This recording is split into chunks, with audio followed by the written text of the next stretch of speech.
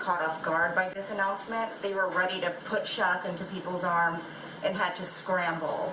Can you explain that chain of communication?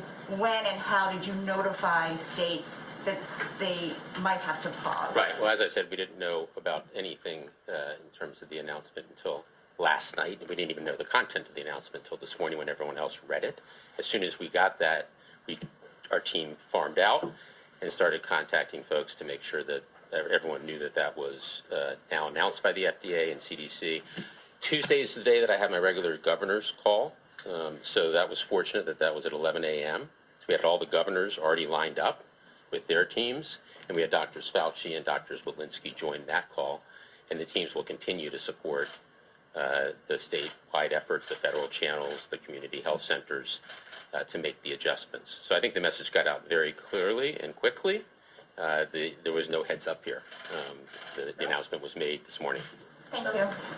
Thanks, guys. Just two quick ones. The first one, and you might not have the answer to this, do we have a timeline in terms of how long this is going to, are we talking days before it might get flipped back on, or a week? And then second one for Jeff, if you don't mind, I understand what you're saying on the macro level related to supply, but when you talk to local officials, the J&J shot, because of storage, because it was one shot, was considered a crucial component in rural areas and kind of underserved communities. How does that not affect the timeline that you guys are on in terms of actually getting shots in arms?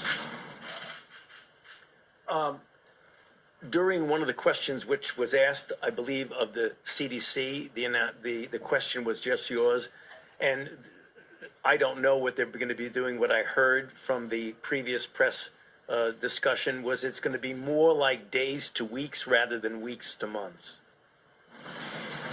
We have plenty of supply, and we have plenty of vehicles for delivering that supply, whether it's through the federal pharmacy channel, whether it's mobile units, community health centers, and all of those are equipped to deliver the Moderna and Pfizer vaccines. So we'll make sure that those units continue to grow in number, because you're right, we need to reach people where they are, and the mobile units and the community health centers are particularly essential for those.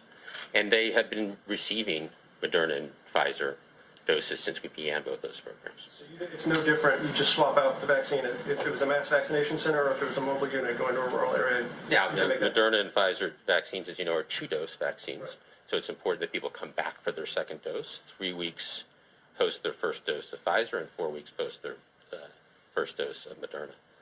But all of our units, all of our delivery channels are equipped to deliver both Pfizer and Moderna. Just real quick, how does this not contribute to, those are the very areas where hesitancy, I think, is most predominant at this point in time, based on what you guys have seen?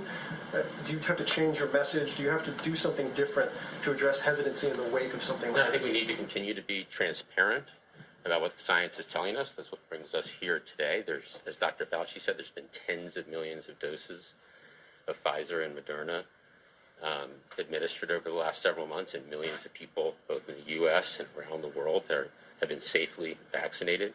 I think it's important that we have here the FDA, and the FDA is the gold standard for ensuring the safety and the effectiveness of the vaccines. And today's action, I think, is clear evidence that they're taking every step necessary to ensure the American people have clear and transparent information about the safety and effectiveness of these vaccines.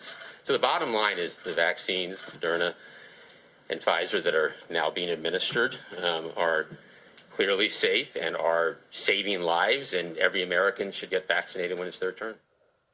Shepard Smith here. Thanks.